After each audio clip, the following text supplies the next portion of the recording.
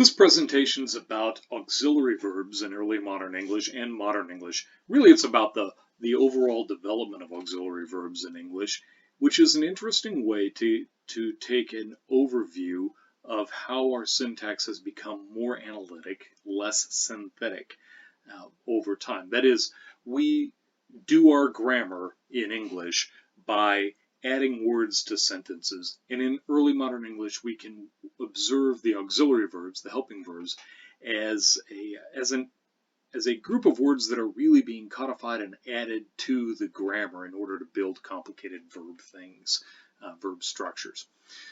This lets us look at syntax without having to think about things like complexities of clause structure. So auxiliary verbs are added to verbs in order to do lots of things like build tenses in the modern language. Here we've got an example from Beowulf where all the verbs are in the simple present tense in a way that would seem nonsensical to English. Beowulf says there, "Ich me mid hruntinga dom jewurche othed mech death nimeth." I, myself, with Hrunting, that's his sword, work glory, do great deeds, or death takes me. Those are all in the simple present tense in Beowulf's speech there. In Old English, that was your way of talking about time that wasn't past, regardless of whether it was future or present. And in order to render this sensibly in modern English, we need to do other things. We have to say, with Hrunting, with the sword, I will work glory, or death will take me. We have to add auxiliary verbs, specifically will, in order to create this in order to express futurity in English. Old English didn't have to do that, and at some point Proto-Germanic probably couldn't do that. If you wanted to talk about the future, you had to build up a phrase to explain the futurity of your thinking, which we can watch here. But I digress.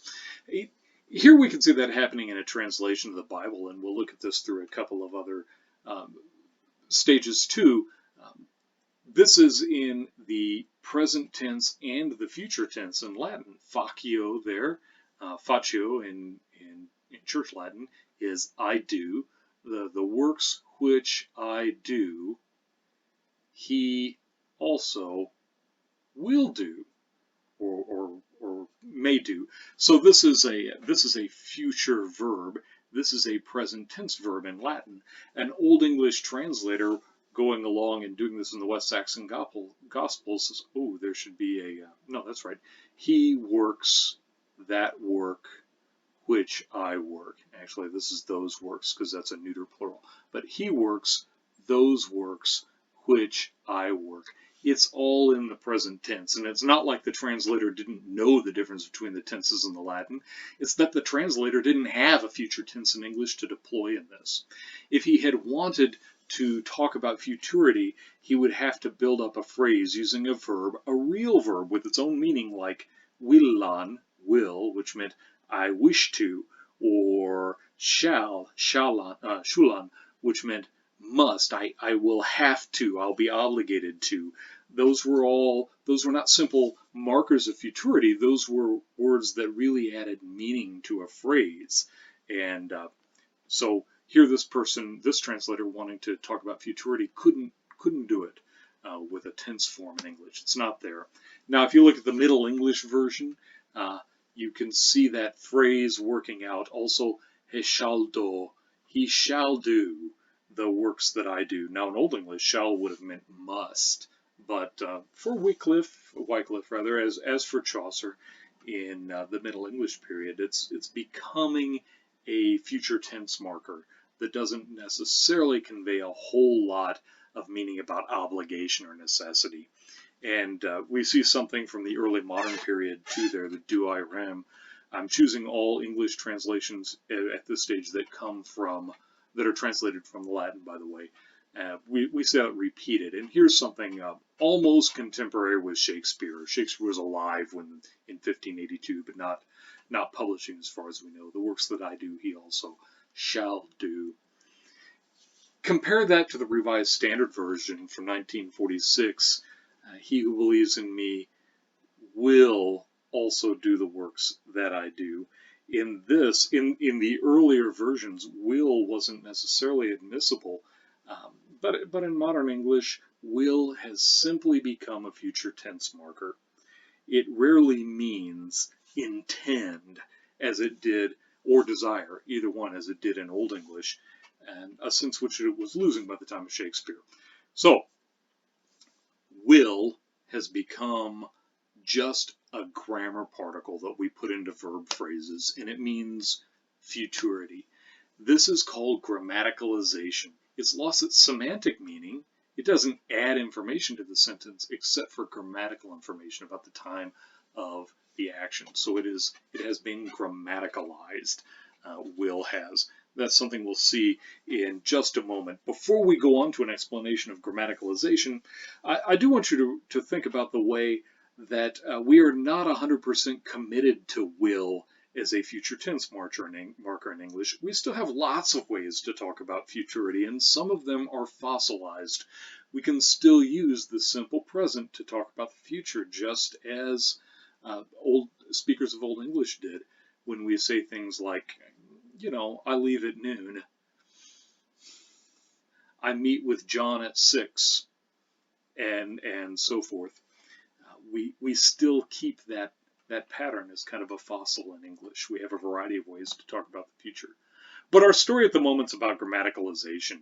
So here we've got a quotation from Benedict in Much Ado About Nothing, and everybody should watch the Emma Thompson version of this film, of this play. Here we've got will happening a whole bunch of times as Benedict here is talking about his ideal woman. We also have shall going on. Rich she shall be. It still carries its meaning of obligation a little bit in this piece of early modern English. Wise or I'll none. That's definitely will, and here it is contracted. Virtuous or I'll never cheapen her fair. Cheapen her fair, or I'll never look on her. And and then at the end, when he sees Claudio coming, Monsieur Love, I will hide me in the arbor. There, I will hide me is clearly it's an expression of imminent action. This is futurity. I'll go do this. This isn't him talking about the disposition of his intentions and wills in a concerted and meaningful way. In all these cases, the I'll and the I will are really just analytic ways of expressing future tense here. Maybe not in the I'll none. But notice we have contracted forms in addition to the full form of the verb. We never have this written in Old English, but here in early modern English, we can see that this word will is becoming such a habitual part of verb phrases that it's being diminished in pronunciation. I'll never look on her. I'll never cheapen her, and so forth. That's a sign to us that it's not being added. It's not being emphasized or used to add meaning. It's in there because it has to be there to mark futurity. This reduction of the word is a subtle sign that it's becoming grammaticalized, that it's really just filling a syntactic function.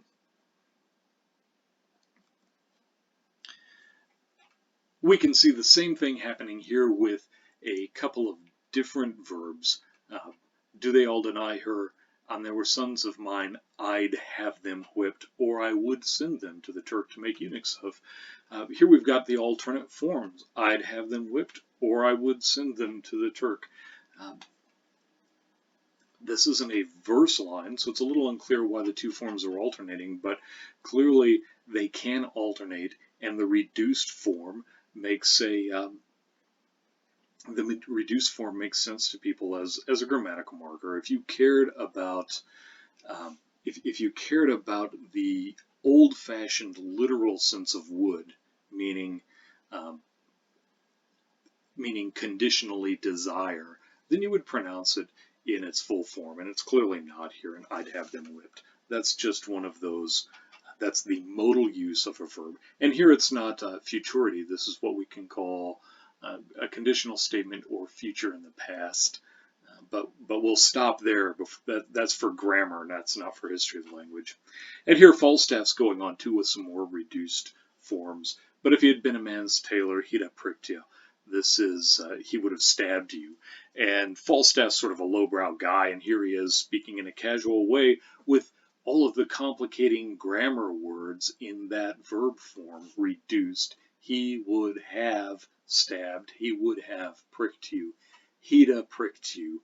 You can pronounce that in its most reduced form, very similarly in modern English. Um, there again, we have a sign that would and have as auxiliary verbs, helping the verb to prick, to stab here, have been reduced to a grammatical function. If they had semantic function in this phrase, then they would be pronounced, by golly, and they're clearly not. Um, this evidence comes to us partly because of the interest in depicting realistic speech in the literary and dramatic culture of the early modern period, which is fun. That's part of the whole Renaissance thing going on. So where do these modal verbs come from? That's the question. We've got a number of them. All these helping verbs that, and specifically helping verbs that express the reality or the necessity or the probability or the permissibility of an action. Things like can, should, would, must, and a few others I'll list in a minute. Where do they come from? Well, the answer is once upon a time there were real verbs in Old English or even Proto-Germanic perhaps, and many of them were still real verbs, meaning verbs with their own independent semantic meaning all the way up through Middle English. So William Caxton, and this is very late in the real life of can, what can used to mean to know how to be able to. And Caxton can still use it that way in 1480, very late Middle English. Now they learn no French, nor can none. Here can means no, K-N-O-W. It's actually cognate distantly. The casual modern reader is likely to feel like there's a word missing here, like this reflects the elision of speak, nay, can speak none. But that is not how Caxton and his predecessors used this word. Can meant know, especially to know how to, or to be capable, and that's what it means here. They know none of French.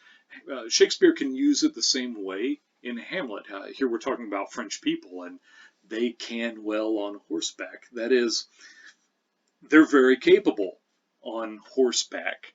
They really know what they're doing on horseback. This is not a phrase with a word like ride or perform left out. This is a phrase where can has an entire verb meaning in its very own right, but it's pretty antiquated by the time Shakespeare uses it. That's really not the most common way to use this ancient verb. Let this be a reflection of the general development of modal verbs. They used to be real verbs back in Old English, and now and then that antique usage persists and it pops up where they have their own real meaning. But most of the time they're reduced to a grammar function inside a verb phrase.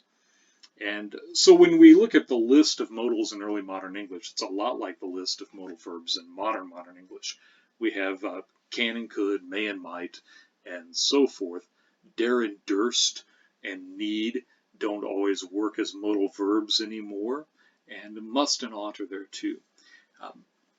What distinguishes the modal verbs, even from other helping verbs, from other auxiliaries, in modern English particularly, is that they are used without the endings that we expect a verb to use. So if we look at that phrase from Much Ado About Nothing, poor Beatrice, she may wear her heart out first. This is a perfectly intelligible sentence to a modern reader. We still use the word this way, but stop and think. Where is the S in this verb phrase? It's not there.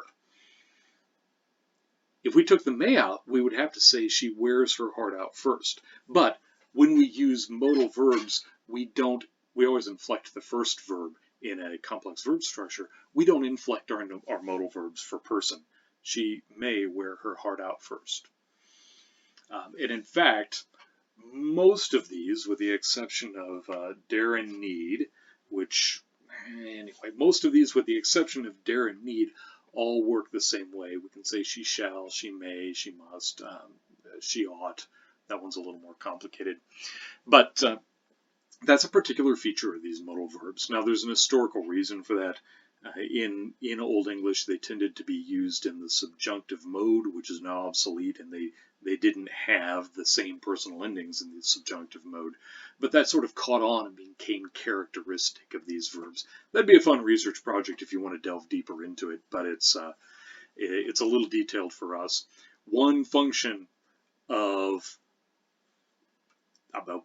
remember this. One of the special features of modal verbs is that they don't get inflected for person, even though the real verbs they descended from used to. By the early modern English period, this is the standard procedure, and it remains that way now. We have a special reason to use modal and other kinds of helping verbs, auxiliary verbs. Aside from qualifying an action, we also use them to make questions and to negate things. So, will he tell us what this show meant? In Middle English, you could have said something like "tell he us," but in modern English, you have to put some kind of verb at the beginning of a sentence before the subject, and it's usually from early modern English on, it is an auxiliary verb. If you've got a modal already in the sentence, he will tell us, then you make the sentence the question by saying he will tell us. And if you don't already have an auxiliary verb in here, we'll talk about what's coming up in a few minutes. Here we go. One of the most interesting auxiliary verbs that we've got in English is do. This is not a modal verb. The modal verbs we just looked at are really about telling how necessary or how important or how probable or how real an action is in your statement. But do doesn't even offer that much meaning. Do's a word that once upon a time in Old English, here's the whole story. In Old English, do was a real verb, and it meant to put, to set, to establish, and by metaphor, it meant to perform. So here we've got it in a biblical quotation. Here doth new wine on new butan. They put new wine in new skins. Put is the sense of doth, of do there. And it also, in its meaning of perform, could kind of replace, that is, sort of pronominalize a whole verb phrase. We have that there in Beowulf. You know, the Lord ruled all, metod allum world, gumene kunes, the races of men, swa he nu yet death, as he now yet does. This construction is identical to the modern English construction that translates it, where does really means rules all the races of men. It could stand for an entire verb phrase. That's an important semantic function of do, and it's a grammatical function of do in Old English that contributes to its later development. Now, by the 13th century, we have started to use do in an intensive sense. So, as every feast after the next in the year does come, intagere doth come, we still see this in things like, oh, I do work. We use do in an intensive sense. And here we have it from the early modern period. It's still there. The fascinating and sometimes appalling diary of Samuel Pepys here. My Lord Berkeley did cry me up for what they had heard of it, and others did say they never heard such a speech in their lives, something that happened in Parliament. Again, that intensive function is there. That contributes to a complex development of do that we're really not going to totally untangle here. But it contributes to its development into its most familiar and probably weirdest function. We use it to make questions, and we use it in a necessary way to negate verbs. So if you want to ask somebody whether he lives in modern English, you have to say, do you even lift? You can't do the Old English thing and say hefest thu. That hefe is it's become heave. That was the old word. Lift is a Norse borrowing. In Middle English, we have liftest thu or liftest tu. You'll see that kind of construction in Chaucer. But by modern English, because word order has stabilized the way it has, and you have to do things in a certain way, um, we filled in some blanks in the structures of sentences and negative verb phrases by using that pronominal function of do, where do can stand for a whole verb phrase, and using it to rearrange things in a sentence. So in modern English, we really want you to come before lift, because now we have a subject verb object um, language.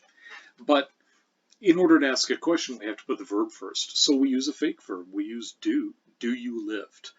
This is something that stabilizes during early modern English. And indeed, if you wanted to ask Shakespeare, you wouldn't use hoist. You'd use something like, dost thou even lift?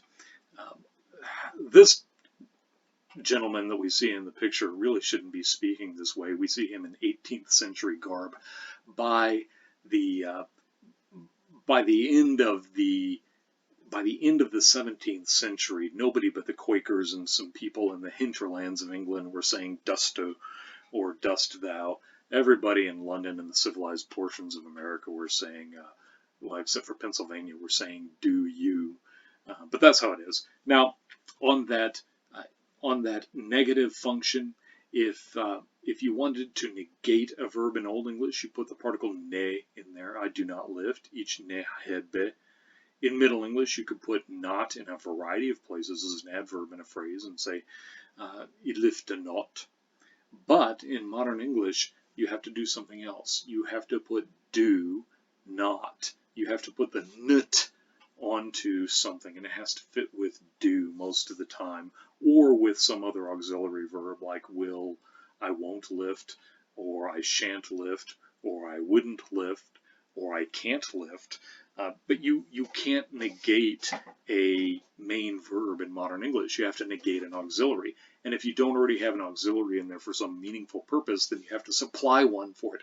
And that's a gap filled by do when we want to negate verbs in modern English. I do not lift, I don't lift. So there you go. Auxiliary verbs, our inventory of auxiliary verbs mostly stabilizes during the early modern English period, and during the early modern period they become grammaticalized. Do here is the queen bee of all grammaticalization. Notice that do in these in the question form and in the negated form of the modern English sentences here offers zero semantic meaning of its own to the sentence. It's simply there to support part of the structure, in one case forming a question, and in another case offering a place for negation. It has become utterly grammaticalized. So, moral of the story, our auxiliary verbs are a feature of our analytic grammar. They perform functions that other languages perform with morphology. And during the Old English period, they carried semantic content. So, but by the modern English period, by the early modern English period, they were becoming grammaticalized, and they are now reduced simply to a structural function as a grammatical particle in modern English.